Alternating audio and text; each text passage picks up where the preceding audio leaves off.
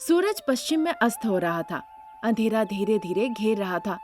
रमेश की बहन अंजलि अपना सेल फोन लेती है और छत पे चली जाती है। छत पे खड़े होकर वो अपने भाई रमेश का घर लौटने का इंतजार कर रही थी, ताकि जब रमेश घर लौटे तभी उसे गली के अंत से ही वो छत से देख लेगी। वो नजरें टिकाई हुई थी गली में कि देखती है कि रमेश गली के रास्ते से होकर घर की तरफ आ रहा है। तभी वो भागते हुए अपनी माँ शारदा के पास हॉल में जाती है। माँ, भैया आ रहे हैं, तुम जाके उस महिला को कहो कि वो सो जाए। मैं जा रही हूँ कपड़े सुखाने के लिए। अरे हाँ, मैं तो उस बारे में भूल ही गई थी। ऐसा कह के शारदा हॉल से किचन की तरफ आती है। किचन में गर्भवती अनामिका थी, जो रोते रोते खाना पका रही थी। उसे देखकर शारदा निष्ठुरता के साथ कहने लगती है, बहुत रोना धोना हो गया और बहुत खाना भी पका ली। बहू रानी, तुम्हारे पति, मेरा बेटा घर लौट रहा है, जाओ जाके सो जाओ। और याद रखना, हमेशा की तरह उसे देखकर मुस्कुराना कुछ मत कहना, नहीं तो मुझे पता है क्या होगा सासू माँ। कम से कम डर के मारे ही तुम तो दायरे में रहोगी, नहीं तो मेरा बेटा को अगर शक हुआ ना। अपनी बड़ी बड़ी आंखें करके शारदा उसे धमका के कहती है। अनामिका उसे देखकर बहुत डर जाती है। उनका वो भयानक चेहरा देखकर चुपचाप डर के मारे वो बेडरूम में जाके सो जाती है। ठीक उसी वक्त रमेश घर लौट आता है। घर लौट के पार्किंग करते करते वो देखता है कि उसकी बहन कपड़े सुखा रही है। जैसे ही उसे लगा कि भैया देख रहा है, वो तुरंत अपने हाथों को दबाने लगी, मानो कि उसके हाथों में बहुत दर्द हो रहे हो। रमेश देखता है पर बिना कुछ कहे हुए वो घर के अंदर चला जाता है। रमेश के हाथ में लंच बॉक्स था। माँ, माँ। जब रमेश एक दो बार मामा चिल्लाता है, शारदा अपना चेहरा लटकाते हुए धीरे धीरे अंदर से चल के बाहर निकल आती है। वो रमेश के हाथ से लंच बॉक्स लेती है और फिर अंदर चली जाती है। शारदा को देखकर रमेश को लगता है कि शायद वो बहुत ज्यादा थक गई हो। बेचारी मेरी माँ दिन भर काम कर करके थक जाती है। बहन के भी हाथों में दर्द हो रहे हैं सारे कपड़े धो के सुखाने में। एक नौकरानी रख लेता हूँ, थोड़े पैसे लगते हैं तो लगने दो। यही सब सोचते सोचते वो बेडरूम में जाता है। देखता अनामिका बिस्तर में लेटी हुई है। वो नाटक कर रही थी सोने का, पर उसके आंखों में आंसू थे जो रमेश ने गौर नहीं किया। वो आकर कहने लगा, अनामिका उठो, अनामिका, आज हमें 8 बजे तक चेकअप के लिए जाना है, पता है ना? मैंने ये बात माँ से कह दिया था। माँ ने तुम्हें कहा कि नहीं? उन्होंने कहा था जी, पर काफी वक्त था, ये सोचकर मैं थोड़ा लेट गई ऐसे। मैं 10 मिनट में रेडी होके आता हूँ, तुम चेकअप के कागजात लेकर तैयार रहो, ठीक है ना? अच्छा ठीक है। अनामिका को इस तरह से कह के रमेश वॉशरूम की तरफ चला जाता है। अनामिका डॉक्टर के कागजात लेके तैयार होके इंतजार कर रही होती है। फिर 10 मिनट के बाद रमेश अनामिका को लेकर हॉल में आता है। माँ और बहन को बताता है कि वो अनामिका को चेकअप के लिए ले जा रहा है। फिर बाइक पे बैठा के वो अस्पताल ले जाता है। वहाँ चेकअप के बाद डॉक्टर कहते हैं, मिस्टर रमेश, अनामिका बहुत कमजोर है। क्या वो खाना नहीं खा रही है? फल नहीं दे रहे हैं? दूध, प्रोटीन, लगता है ये सब कुछ भी नहीं ले रही है।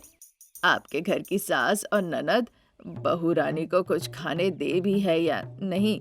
अगर ऐसा ही चलता रहा तो बच्चे और माँ दोनों के जान को बहुत ज्यादा खतरा हो सकता है। डिलीवरी में मुश्किल होगी। जब डॉक्टर इस तरह से गुस्से से कह रहे थे, अनामिका कुछ कह नहीं रही थी। ये नहीं कह रही थी कि वो सब कुछ समय समय पे लेती है। अनामिका को जवाब ना देते देख रमेश इस बारे में सोचने लगता है। तब रमेश को अपनी माँ और बहन पे थोड़ा शक होता है। रमेश जानना चाहता था कि आखिर में उसके पीठ पीछे होता क्या है घर में। रमेश अनामिका को घर ले जाता है, उसे खाना देता है, दवाई देता है। फिर अनामिका सोने चली जाती है। फिर रमेश डाइनिंग टेबल पे आता है और अपनी माँ और बहन के साथ बैठ के खाना खाने लगता है। माँ, मैं आपको और अंजलि को एक अच्छी खबर सुनाने वाला हूँ, जिसे सुनने के बाद आप दोनों खुशी के मारे मानो की उछल पड़ेंगी। मैं इस घर के लिए एक नौकरानी रखने वाला हूँ। आपकी बहू रानी, आप, अंजलि, आप सभी को घर का काम करने में, खाना पकाने में बहुत दिक्कत होती है, इसीलिए मैं एक नौकरानी रखने वाला हूँ। ये सुनने के बाद माँ बेटी मानो दोनों डर जाती है और उसे घूरने लगती है। इस बात से कहने लगती है कि पैसे नौकरानी पे क्यों खर्च करना, वो पैसे अनामिका के दवाइयों पे खर्च करे। ये सुन के रमेश का शक और बढ़ जाता है।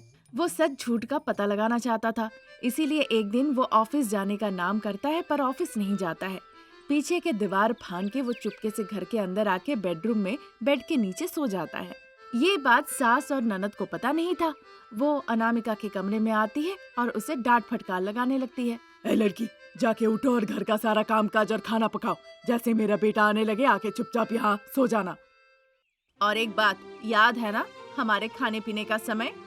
याद है अंजलि, अभी गर्मा गर्म मुझे नाश्ता बनाना होगा, 12 बजे तक मुझे जूस बनाना होगा, 2 बजे तक मुझे पकौड़ी, दाल, सब्जी, चिकन फ्राई, सांभर ये सब कुछ बनाना होगा।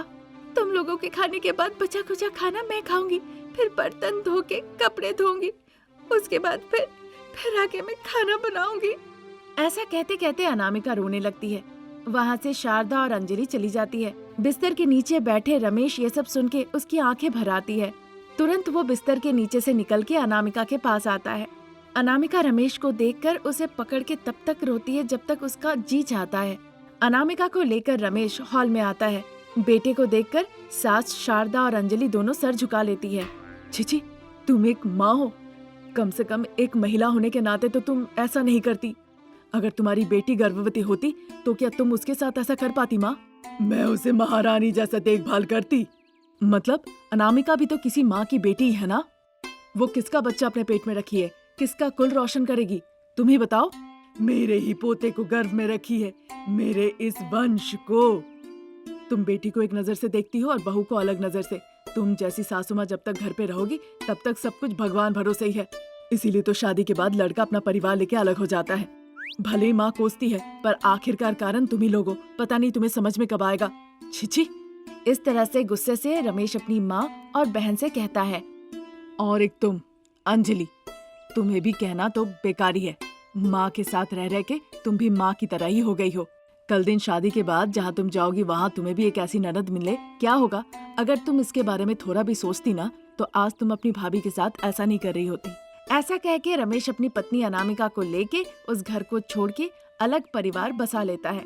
वहाँ अपनी पत्नी का वो ख्याल रखता है और खुशी खुशी जीवन बिताने लगता है। सास बहू की इस कहानी के पहले भाग में हमने देखा था सास बहू के अलग अलग विचित्र तरीके के खेलों के बारे में। सास बहू सब्जी को जितनी मर्जी जला लेते थे, उनके पति खाए या ना खाए दाल में नमक नहीं डालते थे और इसी तरह टेबल पे रख देते थे। और इस बात से उनके पति प्रसाद और रमेश अपना मुंह नहीं खोलते थे कि अगर वो मुंह खोल दे तो कहीं उनसे घर का पूरा काम ना करवाने लगे। अब एक दिन जरूरत पड़ी तो उन्होंने अपना मुंह खोल ही दिया, जिस वजह से उन्हें सूप के अंदर गिरा दिया गया। उनके पति घर लौटे, उन्हें खाना परोसा गया।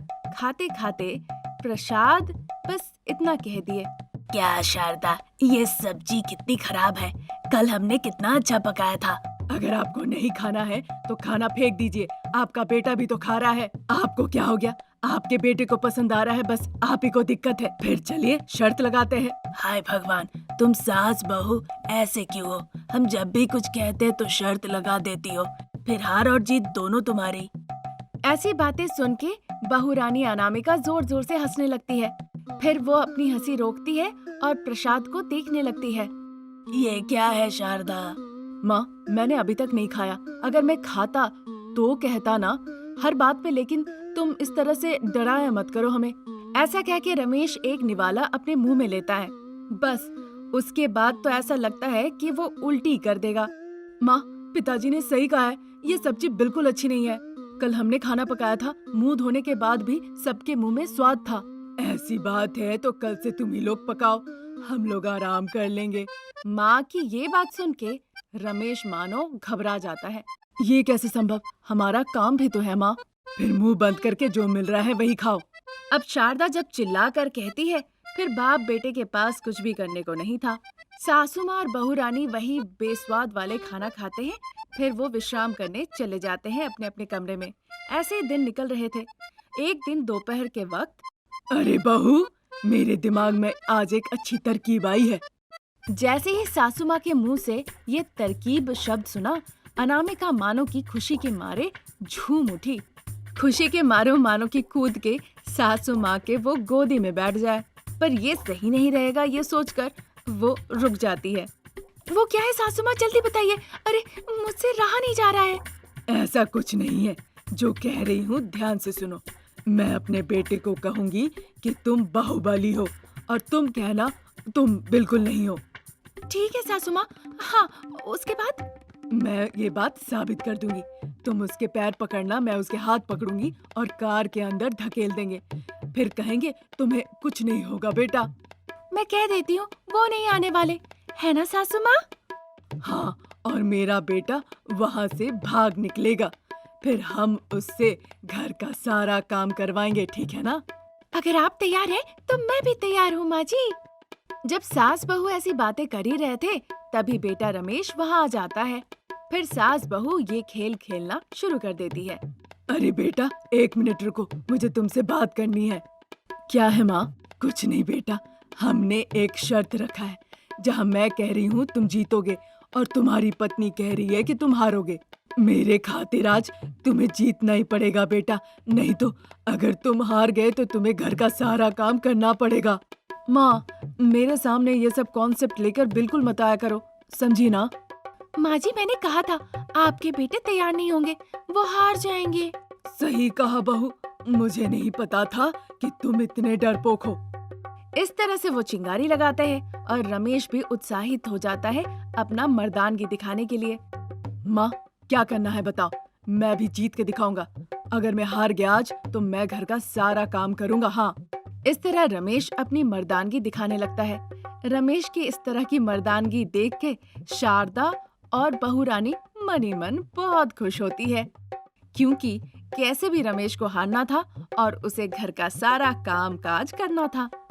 अरे बेटा, मैंने कहा तुम बाहुबली हो, तुम कभी भी अपना पीठ नहीं दिखाते हो। सही कहा तुमने माँ। तुम बताओ मुझे क्या करना है?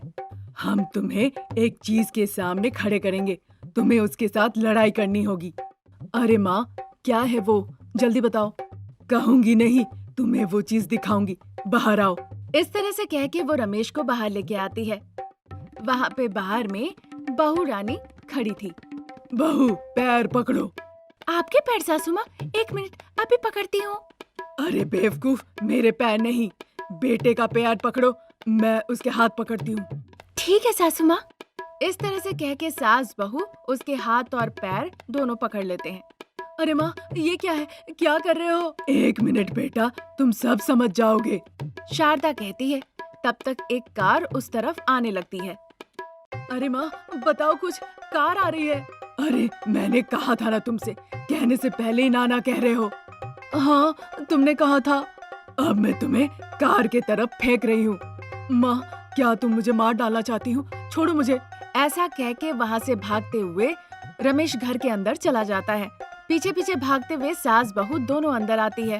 अरे तुम इस तरह से भागकर क्यों अंदर आ गए? अब तुम हार गए, तुम्हें घर का सारा काम करना होगा।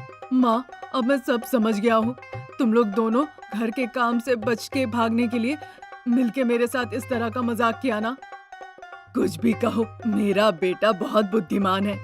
बिना कहे हुए उसे सच पता चल गया। अरे बहू, अब हमें इसे परेशान करने की कोई जरूरत नहीं। अब इसे सच पता है। चलो तुम काम करो, हम चलते हैं। इस तरह से कहती है। उसके बाद सास बहू दोनों वहाँ से चली जाती है। उनकी बातें सुन के रमेश का मुंह खुला का खुला रह जाता है। उसे देखकर प्रसाद कहते हैं, अरे बेटा, मुंह बंद करो, नहीं तो मच्छर और मक्खी मुंह में घुस जाएंगे। उनकी ऐसी बातें सुन के सासू माँ और बहू रानी जोर जोर से हंसने लगती है। इस तरह सास बहू के अतरंगी परिकल्पनाओं की वजह से प्रसाद और रमेश बलि का पखड़ा बनते थे।